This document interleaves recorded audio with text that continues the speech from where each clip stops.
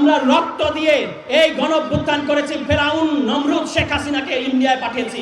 শিলং থেকে এই আন্দোলন হয় নাই, লন্ডন থেকে আন্দোলন হয় নাই, বরং এই আন্দোলন সফল হওয়ার কারণে আপনারা যারা শিলংয়ে ছিলেন, আপনারা যারা লন্ডনে ছিলেন, তারা বাংলাদেশে আসতে পেরেছেন। শেখ হাসিনাকে আমৃত্যু ফাঁসির কাস্টে ঝোলানো ছাড়া আমাদের অন্তর, আমাদের আত্মা, আমাদের শহীদদের বিদেহী আত্মা শান্তি পাবে না।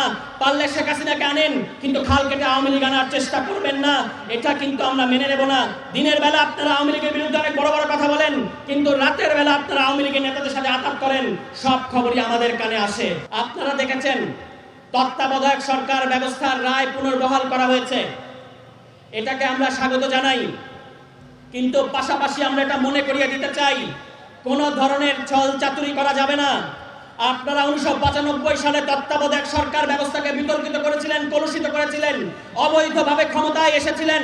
জনগণ আপনাদেরকে আন্দোলন করে, যদিও ভারতে পাঠায় নাই, কিন্তু ক্ষমতা ছাড়তে বাধ্য করেছিল। এখন তত্ত্বাবধায়ক সরকার ব্যবস্থা ফিরে এসেছে, সুতরাং এটার মানে হচ্ছে আদালত রায় দিয়েছে আওয়ামী লীগ সরকার, অবৈধ আওয়ামী লীগ সরকার, শেখ হাসিনা যে তত্ত্বাবধায়ক সরকার ব্যবস্থা বাতিল করেছিল, এটা অবৈধ ছিল, এই রায় এসেছে। কিন্তু জুলাই সনদে যেভাবে তত্ত্বাবধায়ক সরকার ব্যবস্থা বলে দেওয়া আছে, সেভাবে তত্ত্বাবধায়ক সরকার ব্যবস্থা বাস্তবায়ন করতে হবে। ওই সাবেক বিচারপতিকে এনে বসাবেন তত্ত্বাবধায়ক সরকার ব্যবস্থার প্রধান, এটা এবার আর মেনে নেওয়া হবে না। জুলাই সনদে যেভাবে সাইন করেছেন, আপনারা কথা দিয়েছেন অক্ষরে অক্ষরে জুলাই সনদ বাস্তবায়ন করবেন। এক নম্বর জিনিস হচ্ছে তত্ত্বাবধায়ক সরকার ব্যবস্থায় সার্চ কমিটির মাধ্যমে তত্ত্বাবধায়ক সরকার ব্যবস্থার প্রধান নির্ধারণ করতে হবে। যদি এটা না করেন, তাহলে আমরা মনে করতে বাধ্য হব, বাংলাদেশের জনগণ এটা মনে করতে বাধ্য হবে যে আপনারা ভোট কারচুপির মাধ্যমে আগামীতে ক্ষমতায় আসতে চান। আপনারা ভোট কারচুপির মাধ্যমে ক্ষমতায় আসতে চান, এই কারণে আপনারা জুলাই সনদ বাস্তবায়ন করছেন না, এই কারণে আপনারা গণভোট বাস্তবায়ন করছেন না। কাজেই খাল কেটে যেমন আপনারা আওয়ামী লীগ আনার চেষ্টা করছেন, দয়া করে খাল কেটে আওয়ামী লীগ আনার চেষ্টা করবেন না। পারলে ইন্ডিয়া থেকে শেখ হাসিনাকে আনেন। বাংলার ফাঁসির কাষ্ঠ, বাংলার ফাঁসির দড়ি শেখ হাসিনার জন্য অপেক্ষা করছে, তাকে আমরা ফাঁসিতে ঝোলাবো। যেভাবে বাংলাদেশের জনগণ, মাসুম বাচ্চা থেকে শুরু করে নারী বৃদ্ধদেরকে বুকে গুলি চালানো হয়েছে, শেখ হাসিনাকে আমৃত্যু ফাঁসির কাস্টে ঝোলানো ছাড়া আমাদের অন্তর, আমাদের আত্মা, আমাদের শহীদদের বিদেহী আত্মা শান্তি পাবে না। পারলে শেখ হাসিনাকে আনেন, কিন্তু খাল কেটে আওয়ামী লীগ আনার চেষ্টা করবেন না, এটা কিন্তু আমরা মেনে নেব না।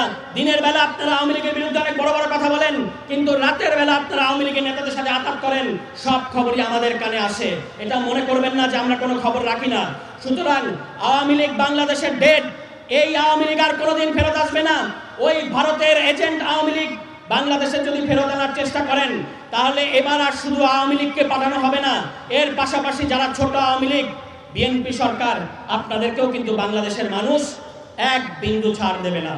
সুতরাং জনাব তারেক রহমান ওই যে বলে যে উপরে ফিটফাট ভিতরে সদরঘাট, এভাবে সরকার পরিচালনা করলে হবে না।